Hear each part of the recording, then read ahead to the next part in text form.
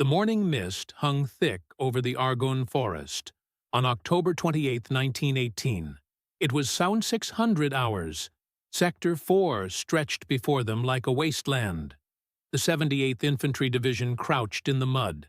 They pressed against tangles of barbed wire. Their uniforms were caked with filth. Their boots squelched in the endless muck. Something new was emerging from the gray dawn. These weren't ordinary soldiers.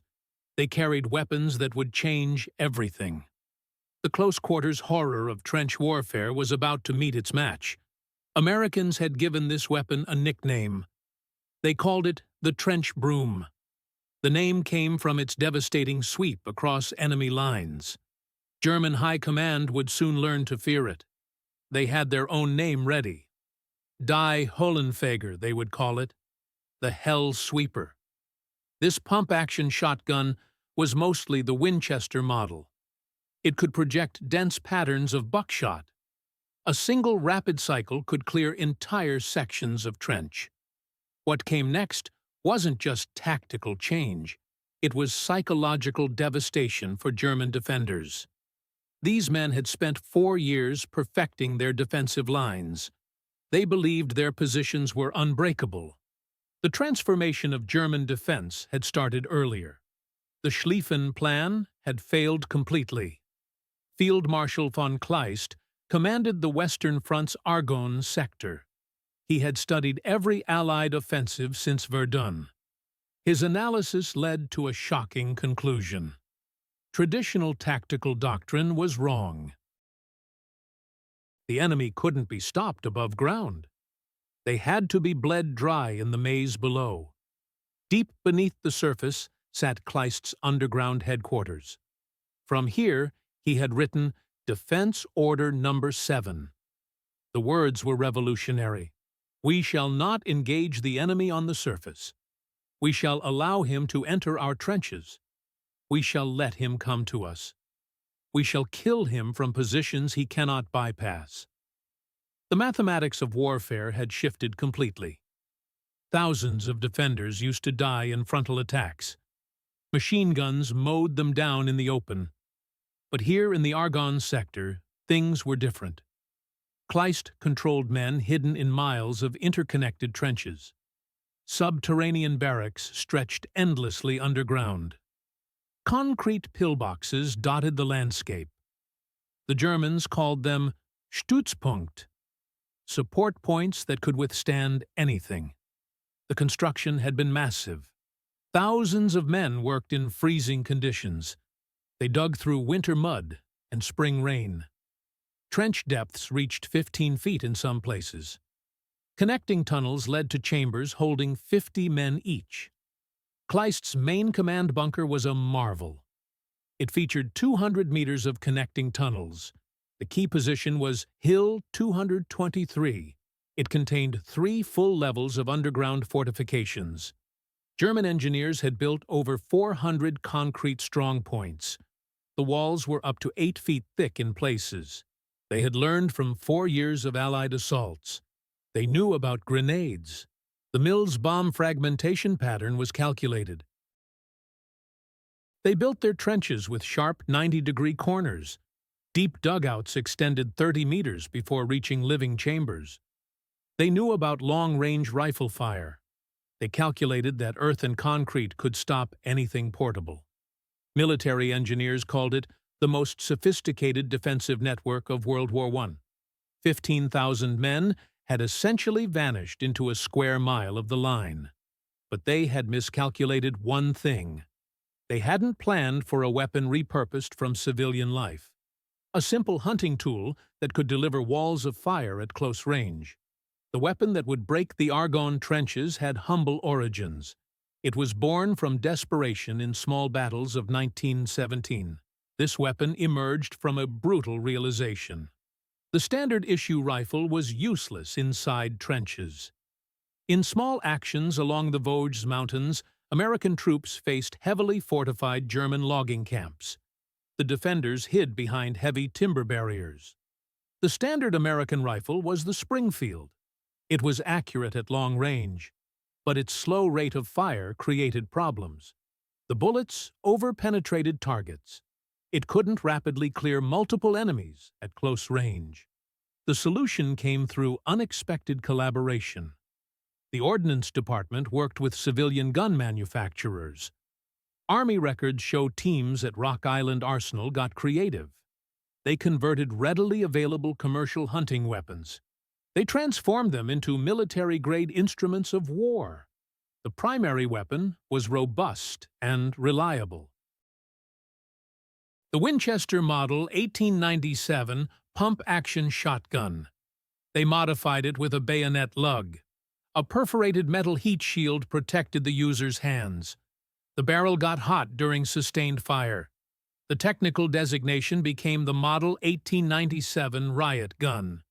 It was developed specifically for trench-clearing operations. Army Department records revealed revolutionary specifications. The core ammunition was a 12-gauge shell. It was packed with 9 large lead pellets. Double-aught buckshot, they called it. The slide-action mechanism was beautifully simple. A skilled soldier could fire 6 rounds in 3 seconds. This speed was unheard of in infantry weapons. Initial field tests took place at Camp Devens. The results were stunning. The buckshot pattern could cover a 6-foot area at 40 yards. A single shot had the effect of nearly a dozen rifle rounds, but these rounds hit simultaneously across a wide area. The trench sweeper delivered a solid horizontal wall of buckshot. It could be swept across targets with devastating effect. During testing, observers made crucial discoveries. The wide buckshot pattern behaved differently than rifle bullets. Thin wooden dugout walls couldn't stop it. Sandbags lining trench parapets were useless. The sheer volume of kinetic energy spread across a wide area. It was designed to create instant casualties. No single point of impact. No way to take cover. October 30th came, D+1. It was 0400 hours. The first widespread combat deployment was about to begin. The target was a German strongpoint called the Fortress of Lomont. Traditional assault tactics were proving costly. American casualties mounted steadily. Concealed German positions poured fire onto advancing troops. Division records show the shotgun teams had a new designation. They were called assault engineers. They advanced to approximately 50 meters from suspected trench entrances. At 0630 hours, the lead gunner initiated the assault. Official after-action reports described the sound. It was rapid and distinctive. Thump-chack, thump-chack, thump-chack. The operators slammed the pump action repeatedly. An instant wave of lead poured into the dugouts. German resistance collapsed in minutes instead of hours. The German defensive manual had been captured after the battle. It dedicated only 1 paragraph to shotguns. They assumed shotguns were strictly hunting tools. Effective range of 25 meters. Limited to civilian use only. The trench sweeper delivered sustained, overwhelming firepower. It completely ignored the 90-degree angles designed to stop fragmentation weapons. The physics of destruction inside confined spaces was multifaceted. Ordnance documentation detailed multiple lethal mechanisms. When dense buckshot patterns entered confined trench sections, the effects were immediate. The Model 1897 delivered dozens of lead pellets per second. They traveled at high velocity in a wide pattern. Multiple trauma wounds occurred instantly. Buckshot struck multiple areas of the body. This created immediate casualties with no chance of survival. The psychological impact was equally devastating. The loud, rapid thump-chack sound filled confined spaces. The wide, non-specific nature of the fire caused disorientation. Men became paralyzed in cramped underground areas. The shotgun pattern couldn't be stopped by thin cover. Pellets ricocheted off wet earth and wooden walls. They covered entire sections of trench with shrapnel-like debris. A single sustained burst, created an untenable kill zone. It stretched throughout a 20-meter section of trench. The 5th Engineer Battalion perfected the assault tactics in November. Their documentation showed shocking results. Shotgun teams cleared trenches 5 times faster than rifle and grenade squads. October 31st brought D+3. The assault on Hill 223's primary defense lines began. Colonel Sterling's 2nd Battalion, 308th Infantry, received support. A full company of trench sweeper teams backed them up. Army Corps records identified 47 forward positions on the hill slopes. Traditional tactics would have required massive casualties. Each position would need to be cleared individually. The shotgun teams had developed systematic tactics. These were documented in detailed assault reports. They operated in 3-man fire teams, 1 shotgunner, 2 riflemen providing covering fire. The approach followed a standard pattern. Advance rapidly to 30 meters distance. Suppress fire from the trench lip with riflemen. Engage the trench section with rapid 12-gauge bursts. Move on before the enemy could react or regroup. The 308th Infantry after-action report documented the final day. The assault on Hill 223 was complete. 47 trench positions had been neutralized. Friendly casualties numbered 2 wounded. Enemy killed was estimated at 340.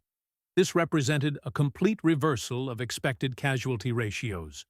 Trench warfare had always favored the defender. Radio intercepts decoded by Allied intelligence revealed German desperation. Command communications showed their utter unpreparedness. Demoralization was spreading through the ranks.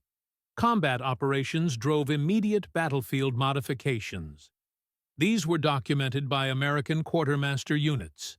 Initial problems included ammunition supply in the mud. Faster reloading was desperately needed in combat. Solutions came quickly from American ingenuity.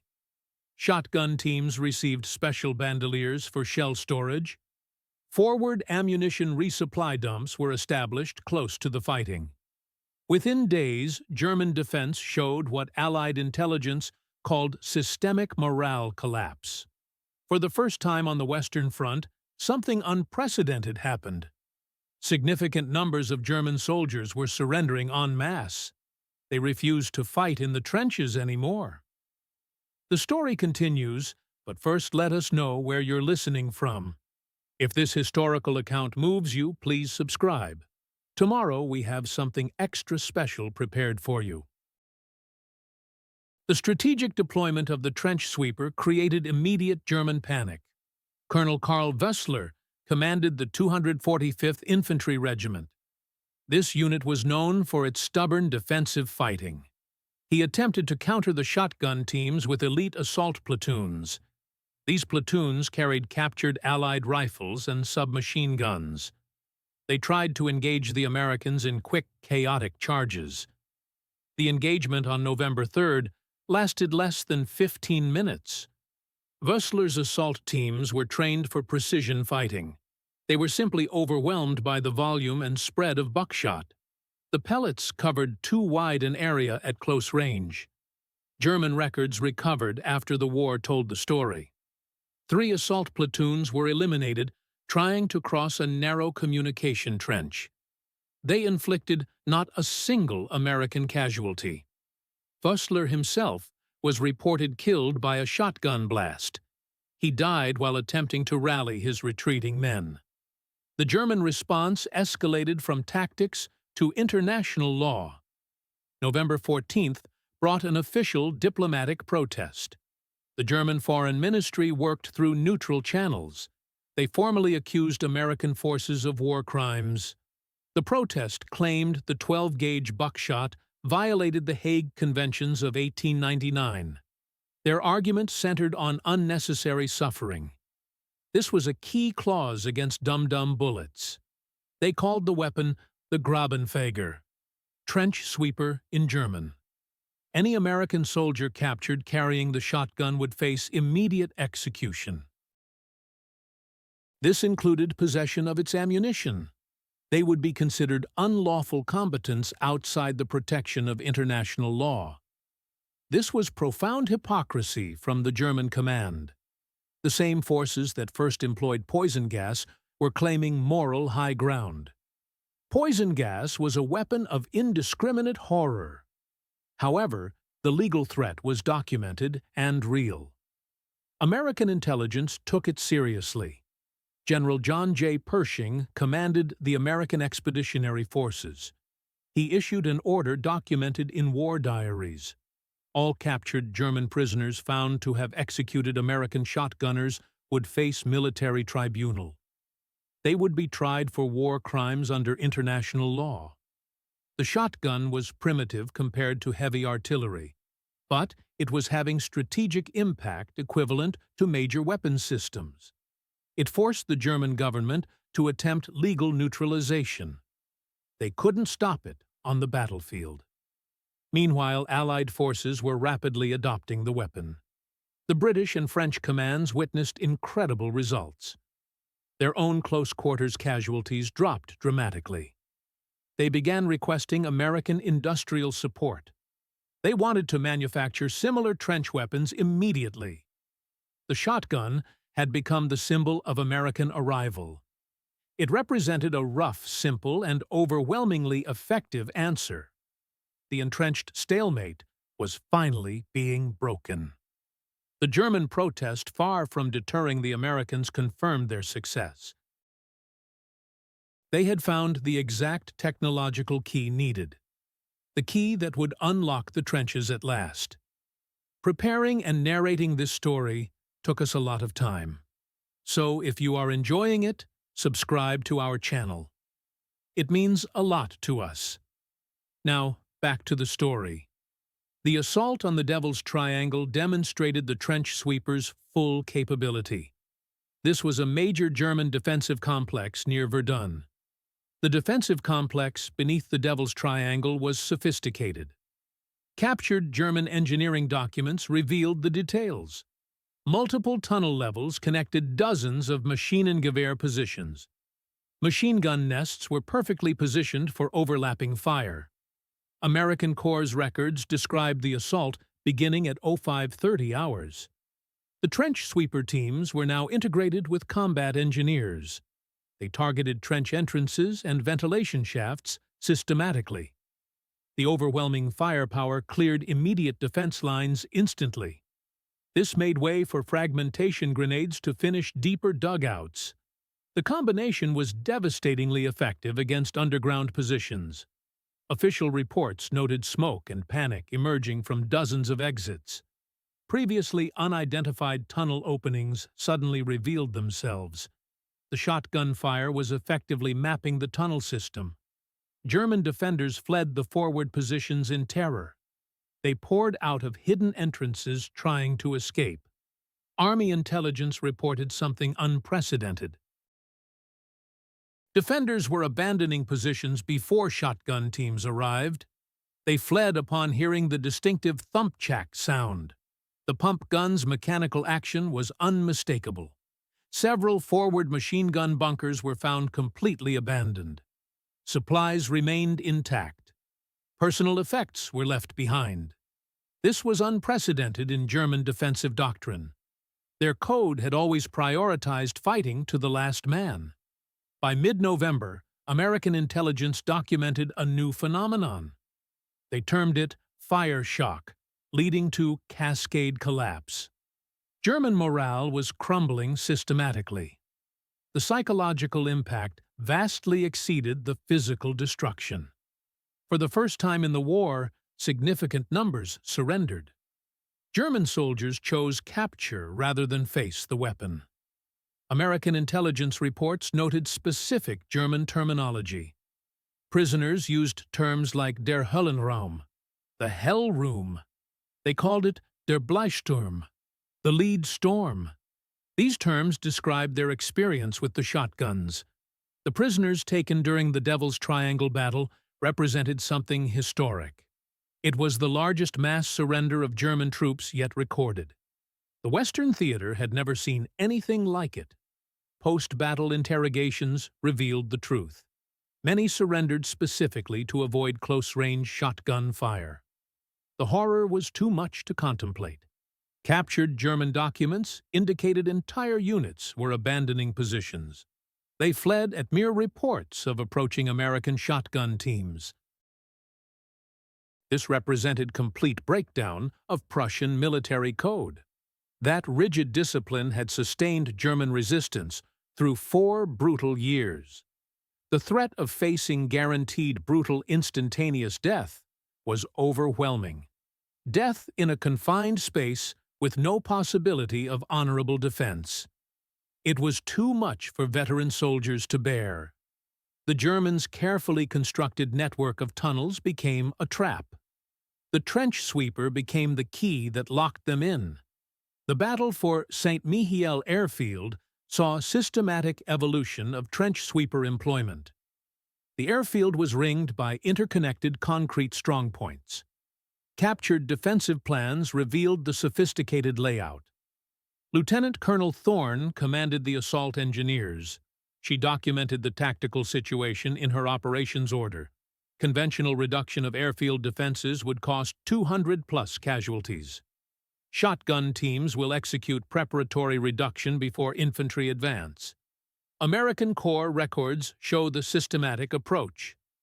The reduction proceeded bunker by bunker, section by section.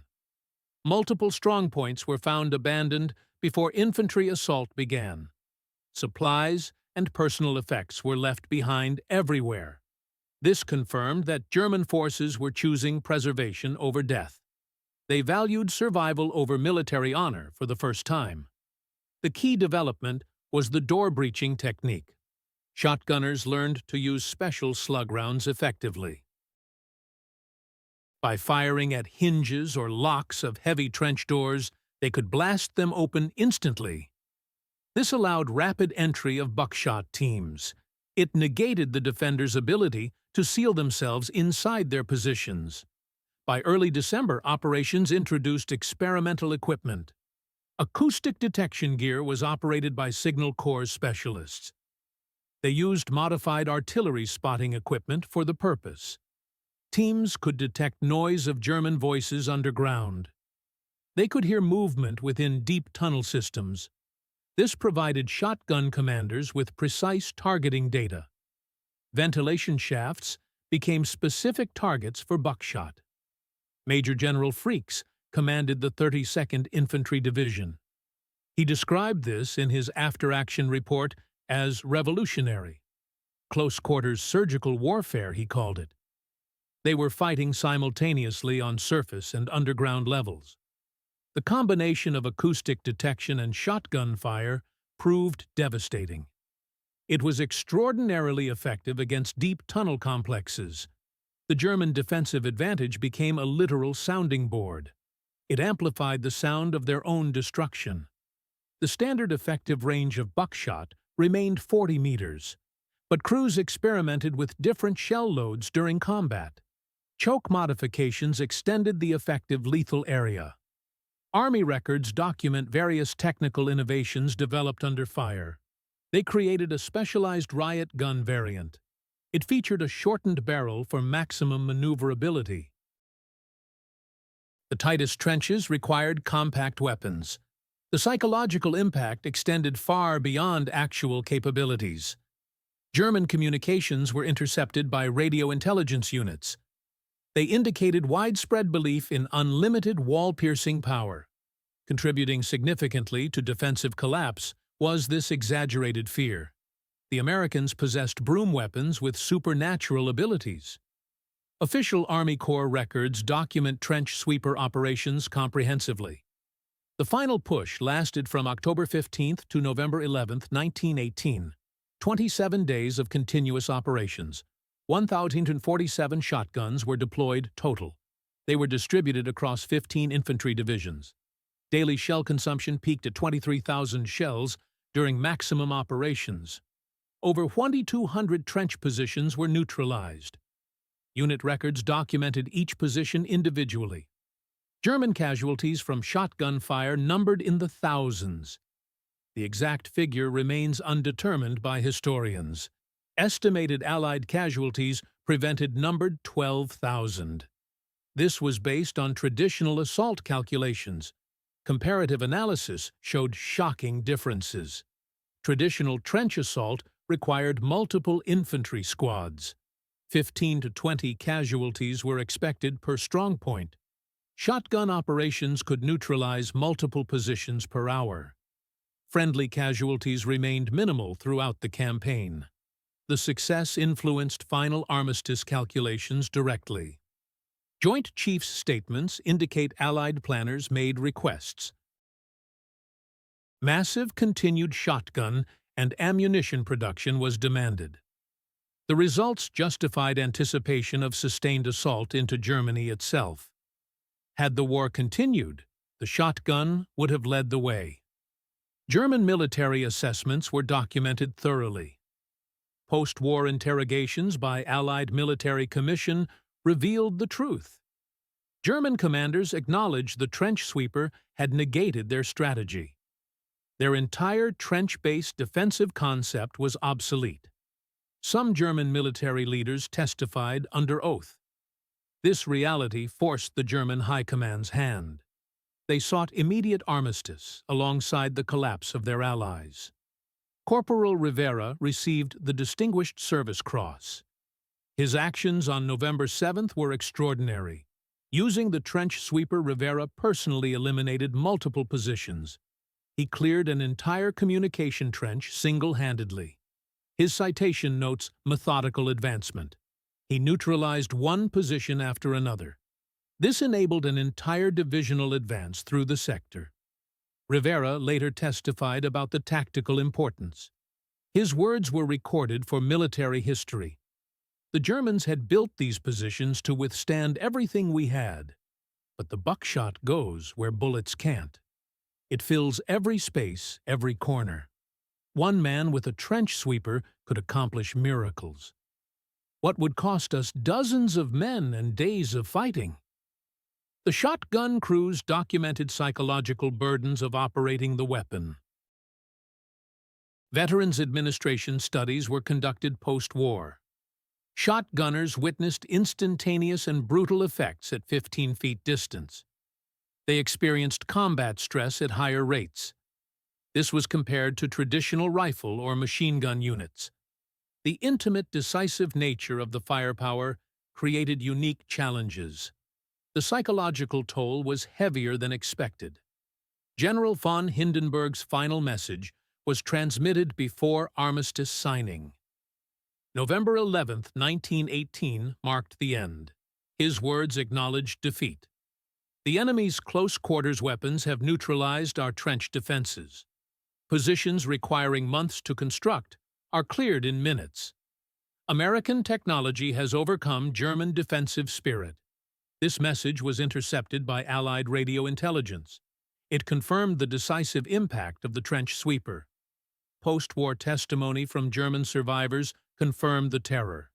These weapons inspired unprecedented fear. One survivor provided testimony to the Allied Commission. His words were carefully recorded. Soldiers who had faced machine guns courageously fled from pump-action shotguns. The weapons created a form of death that contradicted German concepts. Organized tactical military service had no answer for it. The lessons from the final weeks were immediately applied. Military doctrine was revised globally. Official military histories traced direct lineage clearly. From the trench sweeper to police riot guns, to close-quarters weapons of World War II. To modern urban combat shotguns operating on similar principles. The fundamental principle remains unchanged, using rapid, wide-area fire to clear confined spaces. This remains relevant to modern combat operations. Contemporary military doctrine for trench warfare still references these lessons. Subterranean warfare principles were established permanently. The United States Army's official history is clear. The conversion of the pump-action shotgun was revolutionary. It was one of the most significant American technical innovations. At the front, these weapons proved decisive. They reduced German strongholds that would have cost thousands. Conventional infantry tactics would have been catastrophically expensive. Marshal Ferdinand Foch was Supreme Allied Commander. He noted in his official report the significance. The American 12-gauge proved most effective for immediate reduction. Trench positions fell rapidly to this weapon. Without these weapons, our casualties would have been immeasurably higher. The final advance would have been far more costly. Military legal reviews were conducted during and after war. They confirmed the shotgun's legality under international law. While Germans protested its use, the weapons weren't prohibited. The Geneva and Hague Conventions focused on specific projectiles designed to expand or flatten. Dum-dum bullets were the target, not shot-pattern weapons delivering multiple projectiles. Their use against military fortifications and personnel was legitimate. The laws of war, as understood in 1918, permitted them. Post-war crimes trials did not prosecute shotgun use. The American side faced no legal consequences. The weapon was considered legitimate industrial response. German trench fortifications couldn't be reduced effectively otherwise, not without excessive casualties on the Allied side. The simple, commercially available shotgun backed by American industrial might broke the stalemate. The 4-year deadlock was finally ending. While the trench sweeper reduced American casualties, it created moral challenges. Military chaplain reports documented these difficulties. American soldiers struggled with the intimate, brutal nature, even while recognizing its absolute military necessity. Military chaplains reported increased counseling requests. Shotgun teams sought help more than other infantry units. The act of confronting and instantly eliminating multiple enemies was traumatic. Near touching distance with overwhelming force carried psychological cost. The toll was heavier than anyone anticipated. The German perspective was documented through post-war testimony. Captured documents revealed complete defensive psychology collapse. Forces prepared to die honorably in conventional combat fled. They couldn't face this form of death they'd never anticipated. One German NCO provided testimony to investigators. His words were recorded carefully. Soldiers who had faced artillery barrages with courage fled. They ran from the rapid metallic sound of pump action. The weapon did not fight, he claimed. It simply erased human beings. Psychological defeat preceded and enabled physical defeat everywhere. German command had extensive experience with machine guns and rifles. They had not anticipated a weapon carried by one man that could deliver firepower of an entire squad in seconds. General von Kluge was a high-ranking officer. He acknowledged in his interrogation the truth. The Americans did not defeat our men. They defeated our fortifications. The Hell gun turned our earthworks into death traps. This testimony confirmed American industrial capacity had triumphed. Arming thousands of men with simple, repurposed civilian technology overcame German engineering. The weapon was a brutal equalizer. It rendered the German concept of Stellungskrieg obsolete. Positional warfare was finished forever. The legacy of the shotgun became a military case study. Asymmetric technological application was the lesson. It wasn't a complex tank or new airplane. It was simple, rugged, mass-produced tool. Combined with American soldiers' ingenuity in close quarters, it proved ultimate. The counter to static entrenched defense was found. German protests founded in fear and desperation simply highlighted the power. An industrial nation could innovate around enemy core strategy. The trench sweeper had won the war. The triumph of the trench-clearing operations demanded massive behind-the-scenes support that went far beyond the weapon itself. Ammunition plants worked around the clock. Civilian factories converted their production lines. Even as diplomats negotiated the final armistice terms, workers built supply networks dedicated entirely to feeding these hungry weapons. Supply infrastructure grew like a spider web across the battlefront. Dedicated shell-loading facilities appeared overnight. Bulk transport systems moved mountains of lead and gunpowder.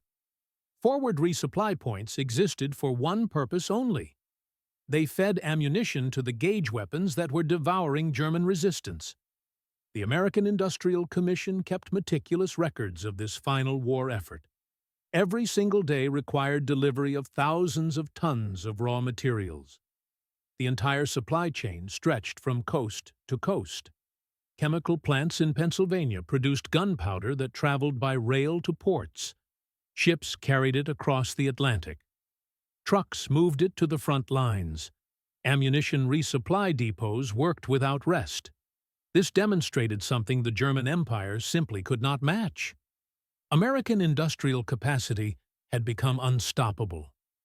The ability to mass-produce simple weapons mattered more than complex engineering.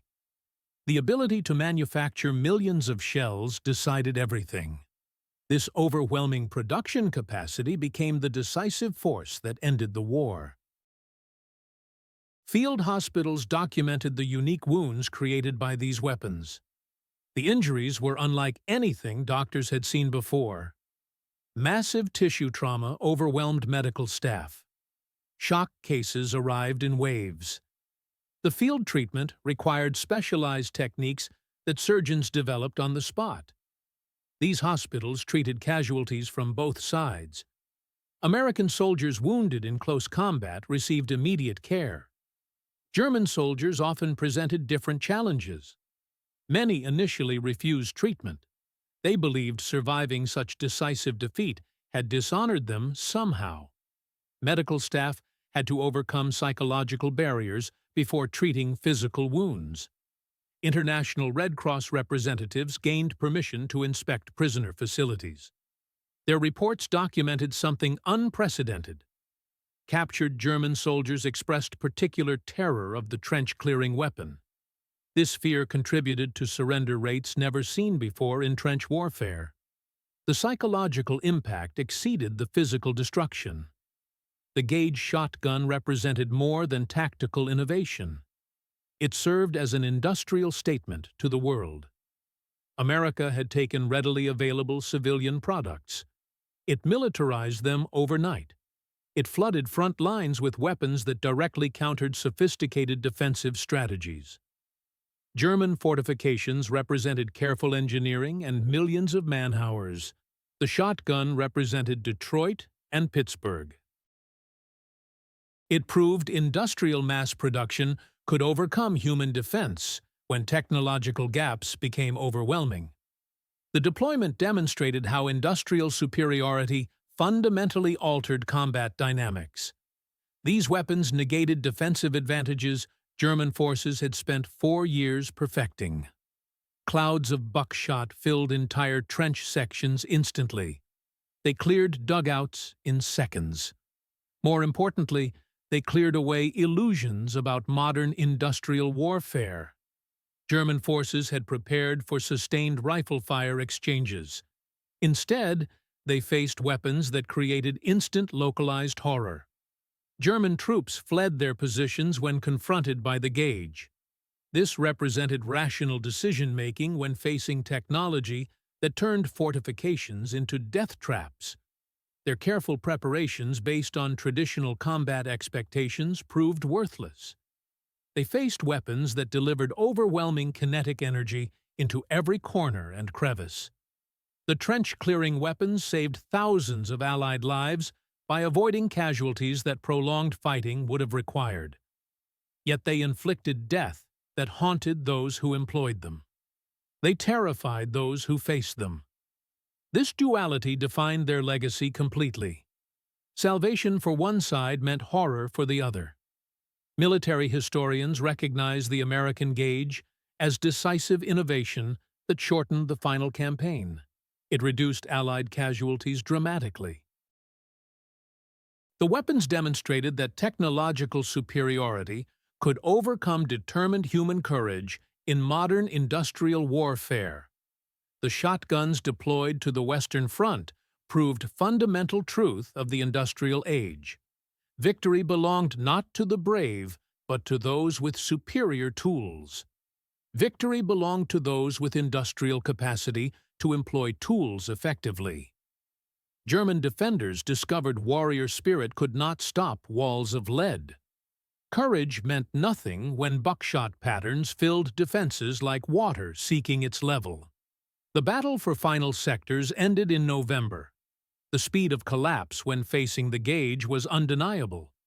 Military estimates suggest thousands died directly from shotgun fire in targeted sectors. Thousands more surrendered due to psychological shock. American forces suffered dramatically lower casualty rates during the final advance compared to earlier war phases. The transformation was complete. Faith in deep defensive fortifications crumbled. Recognition emerged that simple aggressive technology could negate any positional advantage. The gauge demonstrated that in modern war arithmetic, industrial capacity multiplied by tactical innovation equals victory. Human courage on the opposing side became irrelevant to the equation. Today, trench lines remain in certain parts of the Argonne and Verdun. They serve as silent monuments to the price of victory in modern warfare. Dugouts that once sheltered German defenders still exist. Some still show splintered wooden blast marks from shotgun rounds. They provide permanent testimony to the moment when simple repurposed hunting weapons transformed close-quarters combat nature. They demonstrated decisive power of American industrial might in the Great War's final days. The German diplomatic protest against the trench-clearing weapon cast shadows that influenced international arms discussions for decades. Although Allies dismissed their arguments, the core complaint never completely vanished. They argued buckshot was calculated to inflict unnecessary suffering. The U.S. successfully argued the weapon was legitimate countermeasure against heavily fortified positions that resisted conventional infantry weapons. The controversy ensured shotguns remained contested weapons on the international stage. Subsequent international conferences attempted to restrict certain weapon classes.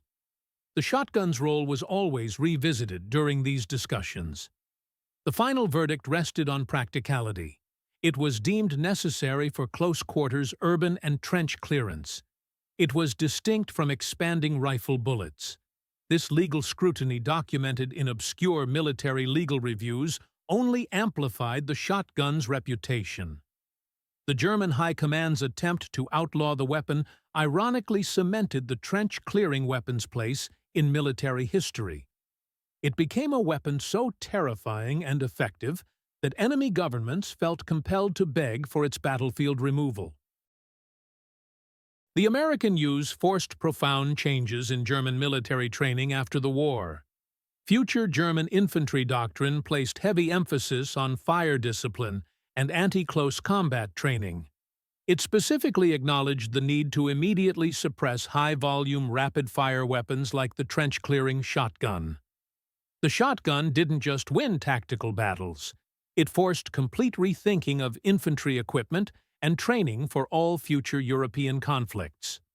The technological echo reverberated across every branch of the U.S. military. The principles applied became templates for rapid innovation in later conflicts. Taking robust existing commercial designs and militarizing them for overwhelming close-quarters effect became standard practice. It demonstrated clearly that simplicity and rate of fire could trump complexity and range, especially in confined spaces. Records of naval construction battalions and subsequent chemical warfare units often reference the trench-clearing weapon as proof of concept. Units that later developed weapons like flame tanks at Iwo Jima studied these early successes. The shotgun was the first weapon to definitively prove single-man platforms could deliver enough concentrated force to break sophisticated multi-man defensive positions with minimal time on target. This idea that overwhelming instantaneous force was key to reducing hardened targets created direct intellectual lineage to later weapons. M4 flame tanks traced their development to these concepts. M2 flamethrowers followed similar principles. Even thermobaric weapons shared this heritage. Post-war analysis revealed critical details about effective range optimization. The shotgun's effective range was mathematically perfect for trench fighting. It was close enough to guarantee hits and ensure maximum lethality. Yet it remained distant enough to keep operators safe from hand-to-hand entanglement.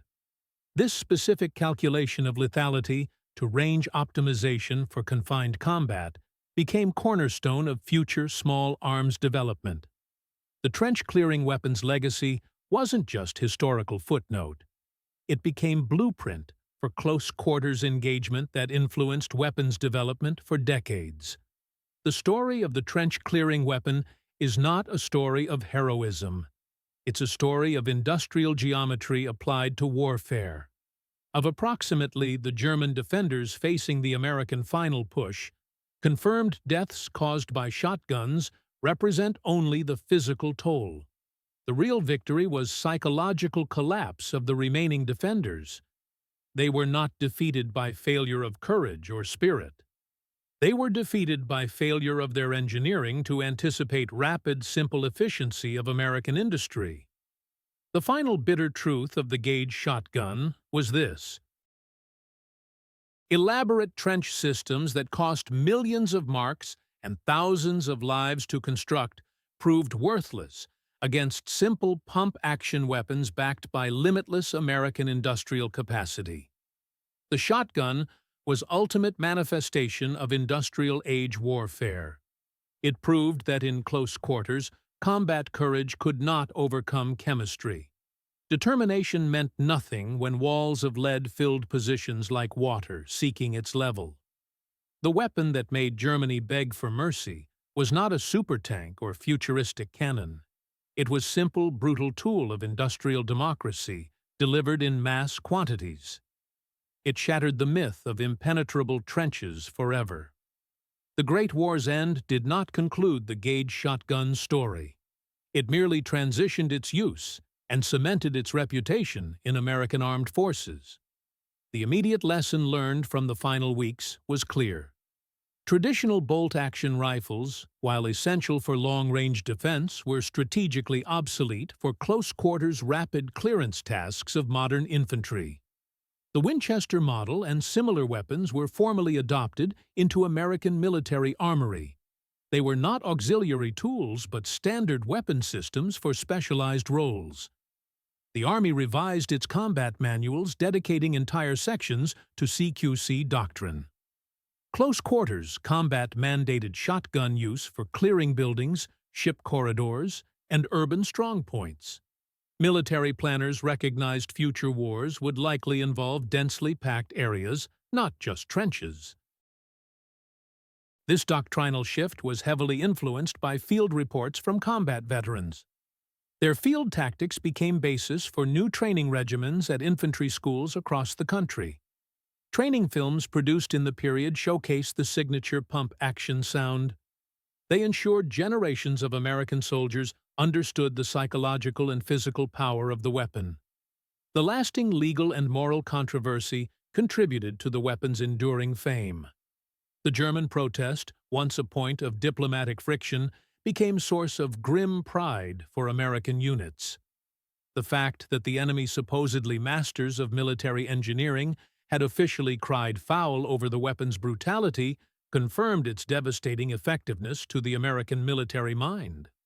This reputation ensured when the United States entered World War II, the shotgun was immediately pressed back into service. In the Pacific theater, the same principles used to clear German trenches were applied to clear Japanese pillboxes and jungle bunkers. The weapon's ability to deliver overwhelming area effect devastation at close range was perfectly suited for jungle fighting, where visibility was often limited to feet. It was in the Pacific that the model officially earned the grim moniker trench sweeper. or room sweeper from the men who relied on it. The industrial implications continued to shape military procurement. The ease with which the gauge platform could be mass-produced and adapted meant it represented low-risk, higher-reward military spending. Instead of designing expensive, dedicated close combat weapons, the Army relied on reliable commercial-grade shotguns. This represented testament to American industrial efficiency. This reliance on commercial innovation over proprietary military design became hallmark of American approach to equipment acquisition. The trench-clearing weapon was fundamentally a product of American democratic commerce turned into tool of war. It reflected deeper truth about the nation's capacity for rapid mobilization and adaptation. The weapon was visible manifestation of the idea that American technology was inherently practical and deadly. It was designed to get jobs done with decisive finality regardless of international controversy. Its longevity in the U.S. Army, surviving decades of technological advancement, is perhaps its truest testament. Even after World War II, the shotgun continued to serve in various conflicts.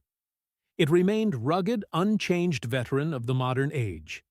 The memory of terror it inflicted in the mud was a crucial component of its psychological profile that military planners never forgot. They always ensured it was on hand for the tightest, most brutal engagements. The trench-clearing weapon wasn't just a gun.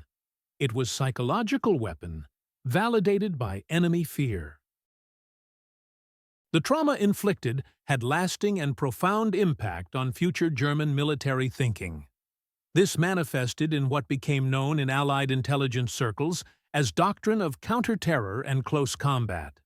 The German High Command, humiliated by their troops' mass surrenders and diplomatic failure of the protest, became obsessed with ensuring such psychological collapse never happened again.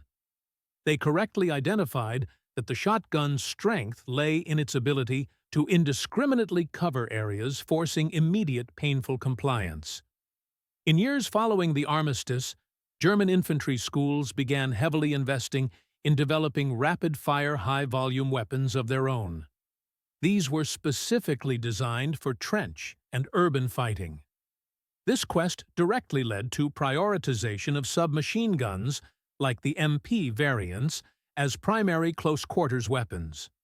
The submachine gun, with its high rate of fire and magazine capacity, was the German answer to the shotgun's volume of fire. It aimed to psychologically overwhelm opponents before they could close to shotgun's effective range. German tactical doctrine evolved to stress overwhelming suppression in confined spaces. This was direct response to American trench-clearing philosophy.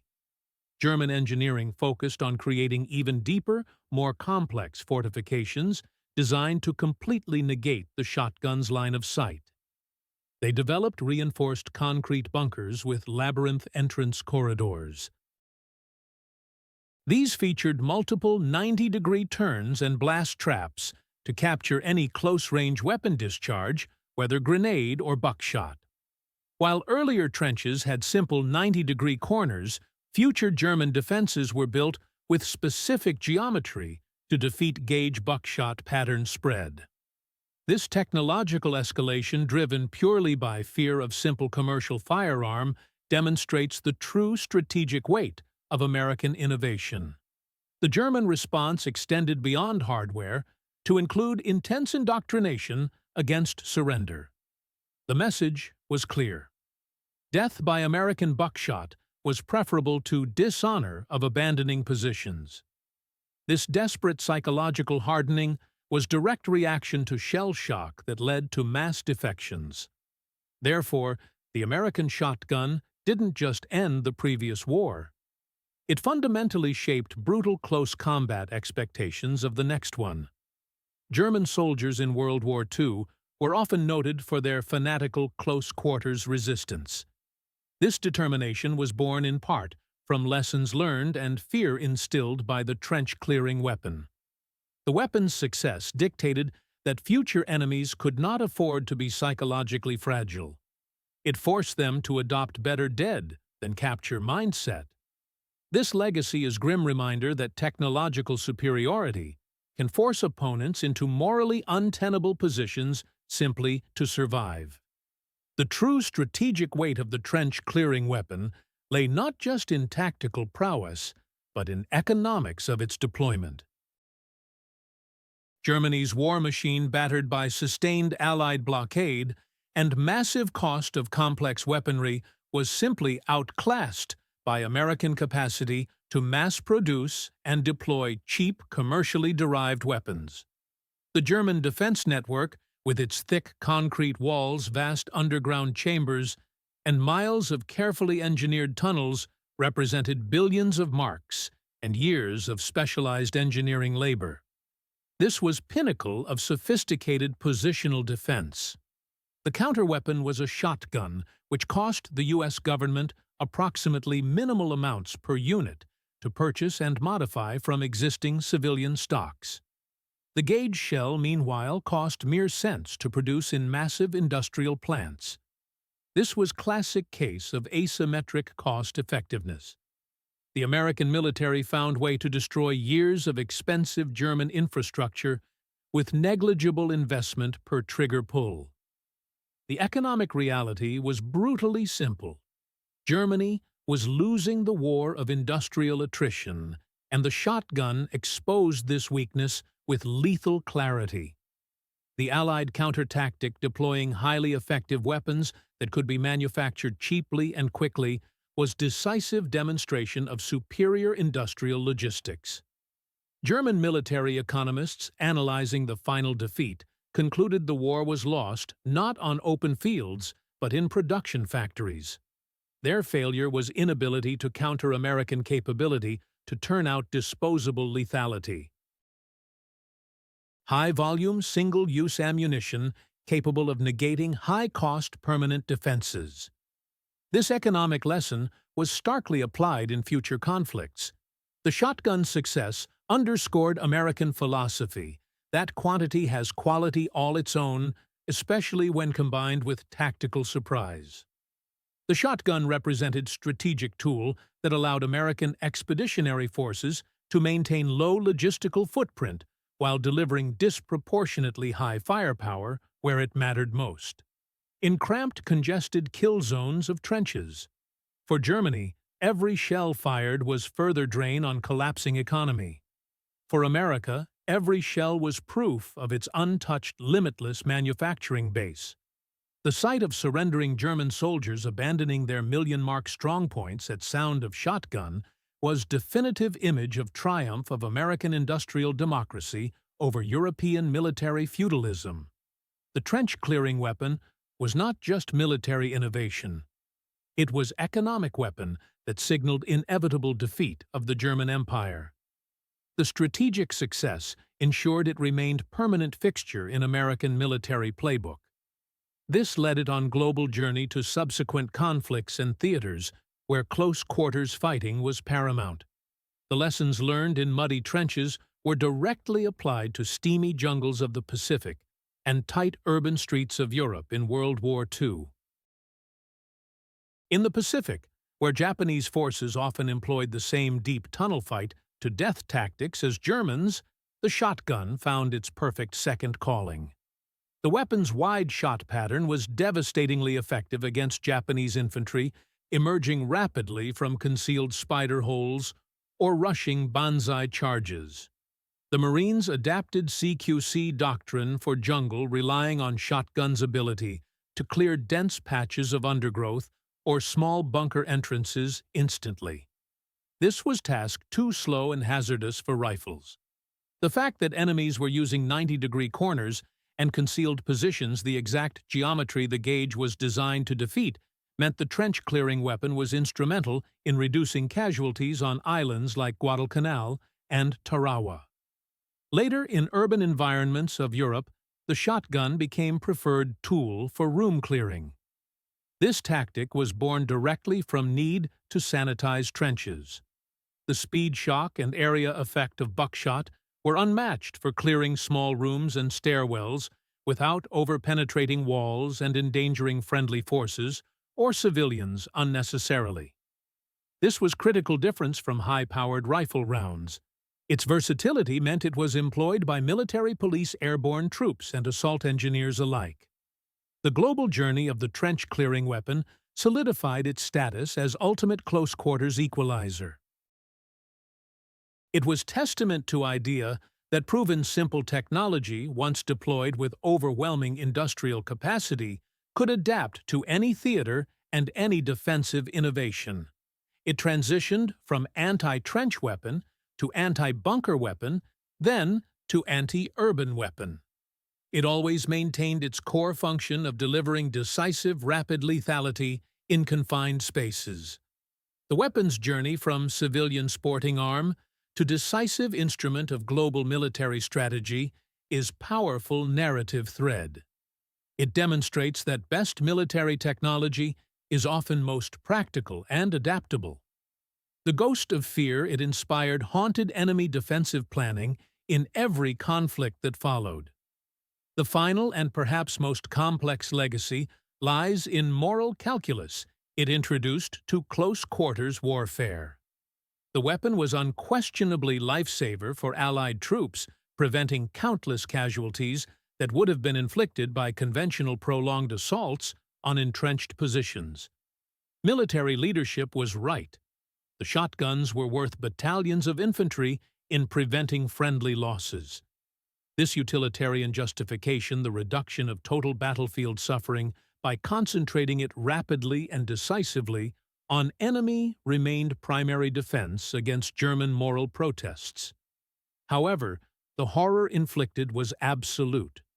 Post-battle reports and medical documentation paint grim picture of terminal effects of gauge buckshot at close range.